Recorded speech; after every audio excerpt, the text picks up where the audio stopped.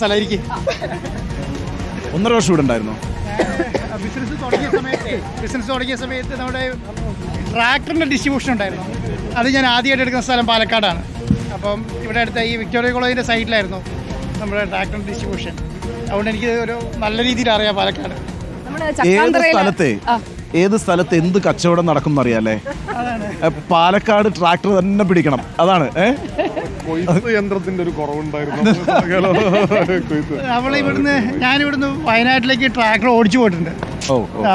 ഈ പുതിയ ട്രാക്ടർ ഉണ്ടല്ലോ, ഫ്രഷ് ട്രാക്ടർ, അത് പാലക്കാടാണ്. നമ്മുടെ ഈ മൊത്തം വണ്ടി വരിക പാലക്കാടാണ്. അവിടെ നിന്ന് നമ്മൾ വയനാട്ടിലേക്ക് ട്രാക്ടർ ഓടിച്ചു. ഭയങ്കര രസമുള്ള, ഈ വുഡൊന്നും ഉണ്ടാവില്ല, ട്രാക്ടറിൻ്റെ മറ്റേ ഇഞ്ചിൻ മാത്രമേ ഉണ്ടാവുള്ളൂ. ബൈക്കിൽ പോകുന്ന ഫീലാണ്, നല്ല സൗണ്ടും. അപ്പോൾ ഫുൾ ആക്സിലേറ്റർ കൊടുത്ത് പോയിട്ടുണ്ടെങ്കിൽ വളരെ രസമാണ്. നല്ല രസമുള്ള യാത്രയാണ്. എങ്ങനെയുണ്ടായിരുന്നു പാലക്കാട് യാത്ര? നല്ല യാത്രയായിരുന്നു. ഞങ്ങൾ രാവിലെ മുതൽ തുടങ്ങി.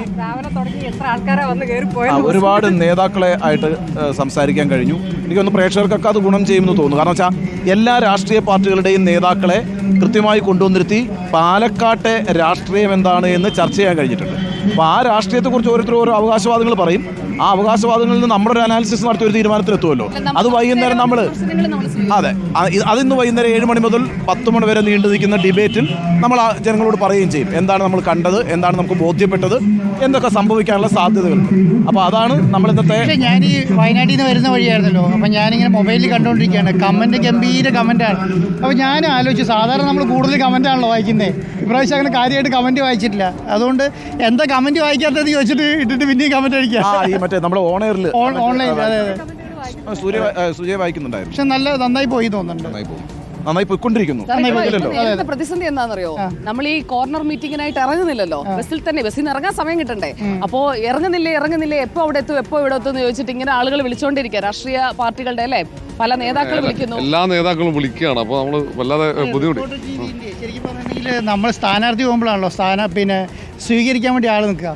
ഇത് ഓരോ കോർണറിൽ ചെല്ലുമ്പോൾ റിപ്പോർട്ടർ ടി വിയിൽ സ്വീകരിക്കാൻ പറ്റിയ ആൾക്കാരൊക്കെ അതിൽ കൂടെ 2 സ്ഥാനാർത്ഥിയും കൂടി ഉണ്ടെങ്കിൽ ഗംഭീരായി. രാവിലെ ഈ സ്ഥാനാർത്ഥികളൊന്നും വണ്ടി കയറ്റിയിട്ട് നമ്മൾ പോയാൽ മതിയായിരുന്നു. അല്പസമയം മുമ്പ് അബിൻ വർക്കിയും രമ്യ ഹരിദാസും കൂടി ഒരുമിച്ച് പുറത്തിറങ്ങിയ ആളുകളോട്ടൊക്കെ സംസാരിച്ച് പാട്ടൊക്കെ പാടി രസകരമാക്കി. അല്ല, നമുക്ക് 2 സ്ഥാനാർത്ഥിനെ കയറ്റി കൂടെ അതും കൂടി ഒരു പരിപാടിയായി മാറി. എനിക്ക് തോന്നുന്നു കൃഷ്ണകുമാർ വരും അല്ലേ. കൃഷ്ണകുമാർ ഇപ്പോൾ ഇവിടെ എത്തും. ഇവിടെ എത്തിയിട്ട് ചക്കാന്തറ മേഖലയിലാണ് എന്നാണ് അറിയാൻ കഴിഞ്ഞത്. പ്രചാരണം തോന്നുന്നു. പക്ഷെ പാലക്കാടിനെ സംബന്ധിച്ചിടത്തോളം ഉണ്ടല്ലോ, രാഷ്ട്രീയ ചൂട് ഗംഭീരാണ് അല്ലേ.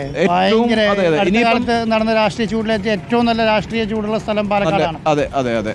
മാത്രമല്ല ഇനിയിപ്പോൾ ഈ പറഞ്ഞ ഈ മറ്റു 2 മണ്ഡലങ്ങളിലെയും വോട്ടെടുപ്പ് കഴിഞ്ഞതുകൊണ്ട് ഇവിടെ കൂടുതൽ ശ്രദ്ധ വരികയും ചെയ്തു. എല്ലാ നേതാക്കളും ഇങ്ങോട്ടെത്തി, പ്രവർത്തകരെത്തി. ഇപ്പം നമ്മൾ ആ ഭക്ഷണം കഴിച്ചിട്ടിറങ്ങിയ ഹോട്ടലിൻ്റെ വാതിക്കൽ നിന്ന് കുറച്ച് ആളുകളെ പരിചയപ്പെട്ടു. അവർ തലശ്ശേരിയിൽ നിന്ന് വന്നിരിക്കുക നാളത്തെ കുട്ടിക്കലാശത്തിന് പങ്കെടുക്കാൻ. തലശ്ശേരിയിൽ നിന്ന് വന്നിരിക്കുന്ന ആളുകളാണ്. ഉത്സവത്തിന് പങ്കെടുക്കുന്ന അതെ. കുട്ടിക്കലാശം എവിടെയാണ്? കോഴിക്കോട് അല്ല, പാലക്കാട് എവിടെയാണ് കുട്ടിക്കലാശം നടക്കാൻ പോകുന്നത്? ഏതെങ്കിലും സ്ഥലം നിശ്ചയിച്ചിട്ടില്ല അല്ലേ? അതോ കോട്ടമൈതാനോ? സ്റ്റേഡിയം സാധ്യത. അതെ. ഇക്ബാലായിരുന്നു ചായ സ്പോൺസർ.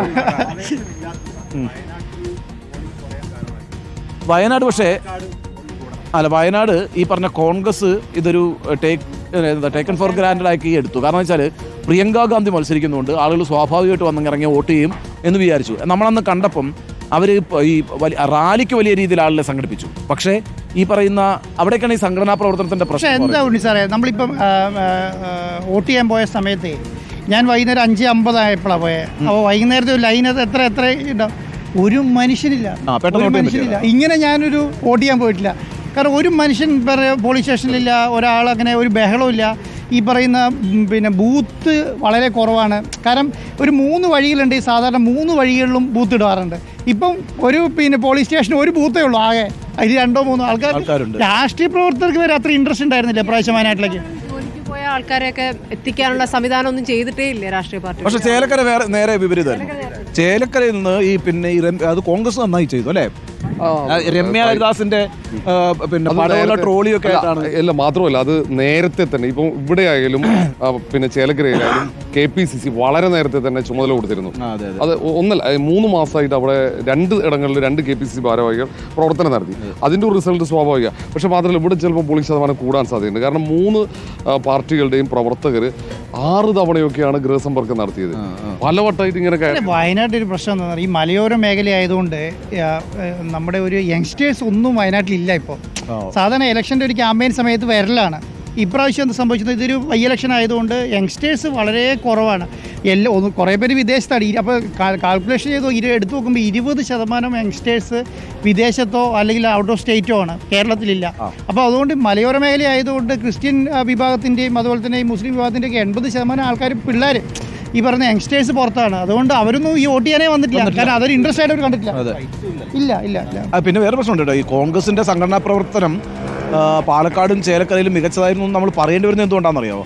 അവരുടെ സംഘടനാ പ്രവർത്തനം ഒരിക്കലും മികച്ചതാകാറില്ലാത്തതുകൊണ്ടാണ്. ഇപ്പോൾ CPM സംബന്ധിച്ചും BJP സംബന്ധിച്ചും എണ്ണയിട്ട് യന്ത്രം പോലെ ആ മെഷീനറി പ്രവർത്തിക്കും. ഇവിടെ ഇപ്രാവശ്യം അങ്ങനെ ഒരു രീതി കണ്ടിരുന്നു. സാധാരണ നമ്മൾ ഈ കോൺഗ്രസിനെ ആൾക്കൂട്ട പാർട്ടിയായിട്ടാണല്ലോ കാണുക. അതിനകത്തൊരു നേതാവ് നമ്മളിരുന്ന് സംസാരിക്കുമ്പോൾ കുറച്ച് പേരൊക്കെ ഇവിടെ ഇങ്ങനെ നിൽക്കുന്നുണ്ട്. നമ്മുടെ പരിപാടി എന്നൊക്കെ നോക്കി. വോട്ടൊക്കെ ഉണ്ടോ? ഇവിടാണോ വീട്? ഉഷാറായോ? തെരഞ്ഞെടുപ്പ് ഉഷാറായോ? ഇവിടെ എങ്ങനെയുണ്ട് മത്സരം? ടൈറ്റ് ആണോ? ആണ്. എന്നാലും ആർക്കാ സാധ്യത? തരും വരും. 3-1 എന്ത് തോന്നുന്നു? എന്താ പേര്? ജബ്ബാർ. ജബ്ബാർക്കൊക്കെ എന്ത് തോന്നുന്നു ഇത്തവണ മത്സരം എങ്ങനെയുണ്ട്? ടോപ്പ് മത്സരമാണ്. ഈ സന്ദീപ് പോയതൊക്കെ വല്ല കാര്യം ചെയ്യുവോ? ആണോ? സന്ദീപ് പോയത് BJPക്കാണോ ഗുണാവോ? അതിൽ BJP-ന്നല്ലേ പോയേ? അതാ പാലക്കാട്. നമ്മളിപ്പോൾ നമ്മളൊരു ബസ്സായിട്ട് ഇങ്ങനെ വരികയായിരുന്നു. അപ്പോൾ ഇവിടെ വന്ന് ഇപ്പോൾ നമ്മുടെ BJP-യുടെ സ്ഥാനാർത്ഥി ഇങ്ങോട്ട് വരുമെന്ന് പറഞ്ഞു. അപ്പോൾ അദ്ദേഹത്തെ കൂടെ ഇത് കണ്ടിട്ട് പോകാമെന്ന് വെച്ചാൽ. ഇവിടെയാണോ? അടുത്താണോ താമസമൊക്കെ? കുറച്ച് മുന്നേ. നമ്മുടെ പുറത്തൊക്കെ ഒത്തിരി പേര് ഇങ്ങനെ വന്ന് നിൽക്കുന്നുണ്ട്. അപ്പോൾ നിങ്ങളൊരു ചായ കുടിക്കുക. എൻ്റെ ചായ ഇവിടെ വെച്ചേക്കാം, തണുക്കുമ്പോഴത്തേക്ക് വരാം. നമുക്ക് ഇവിടെ ഈ ഒരു പ്രദേശത്തിൻ്റെ ഒരു പ്രത്യേകത, ഇക്ബാല, ഈ ഒരു പ്രദേശം എന്ന് പറയുന്നത് ഇപ്പോൾ നമ്മൾ സംസാരിച്ച 2 പേര് 3-ൽ 2 പേര് സരിൻ ജയിക്കുമെന്ന് പറയും. പക്ഷേ ഈ ഒരു മേഖലയുടെ പ്രത്യേകത, ഇത് കയ്യൂത്തി പറമ്പ് ചക്കാന്തര മേഖലയാണ്. ഇവിടെയുള്ള നാട്ടുകാരാണ് ഇതൊക്കെ അല്ലേ? എന്താണ് ഇവിടുത്തെ പാലക്കാട്ടെ രാഷ്ട്രീയ സാഹചര്യം ഇത്തവണ എങ്ങനെയാണ്? പാലക്കാട് UDF-ന് അനുകൂലമായ ഒരു തരംഗമാണ് ഇപ്പോൾ കാണുന്നത്. ഇവിടെ പല ഘടകങ്ങളും, അതായത് ഷാഫി പറമ്പിൽ എന്ന് പറയുന്ന മിടുക്കനായ MLA, അദ്ദേഹം 3 ടൈംസ് നടത്തിയിട്ടുള്ള വികസന പ്രവർത്തനത്തിൻ്റെ അടിസ്ഥാനത്തിൽ അദ്ദേഹത്തിന് പിൻഗാമിയായി വരുന്ന രാഹുൽ മാങ്കൂട്ടത്തിൽ നടത്താൻ ഉദ്ദേശിക്കുന്ന അദ്ദേഹത്തിന് വളരെയേറെ പാലക്കാടിനൊരു മാസ്റ്റർ പ്ലാൻ തന്നെ വന്നത് ഗുണമായോ ഇല്ലയോ? സന്ദീപ് വന്നത് ഈ രാഷ്ട്രീയമായി പറയുകയാണെങ്കിൽ ഇന്ന് ഈ ഒരു വ്യതിച്ച് ചലിച്ച് നിൽക്കുന്ന ഒരു സമുദായം ഉണ്ട്. സന്ദീപ് വേണമായിരുന്നു. അവർക്കിടയിൽ തന്നെ വളരെയേറെ മനപ്രയാസം കൊണ്ട് അനുഭവിക്കുന്ന ഒരു സമുദായത്തിൻ്റെ വക്താവ് എന്ന നിലക്ക് അവരുടെ വോട്ട് കൂടി UDF-ന് അനുകൂലമാകുന്ന സാഹചര്യമാണ് ഇപ്പോൾ ഉണ്ടാകുന്നത്. ഓക്കെ, നമ്മുടെ ലൈവ് സ്ട്രീമിംഗ് കണ്ടിട്ട് നമുക്ക് കാണാൻ വേണ്ടി വന്ന ഒരാളാണ്. എന്താ പേര് ചേട്ടൻ്റെ? രാമൻ. എവിടെയാ വീട്? നൂറണിയാണ്. എങ്ങനെയുണ്ട് ഇവിടെ നൂറണി? ഈ ഒരു ഭാഗത്തൊക്കെ നല്ല ടൈറ്റ് മത്സരമാണ്. ഇവിടേക്കുള്ള ഓരോ വോട്ടും പ്രധാനമാണെന്നാ പറയുന്നത്. എന്ത് തോന്നുന്നു? രാഹുൽ വരുന്നാ തോന്നുന്നു. ആണ്. ഷാഫി മാറി രാഹുൽ വരും.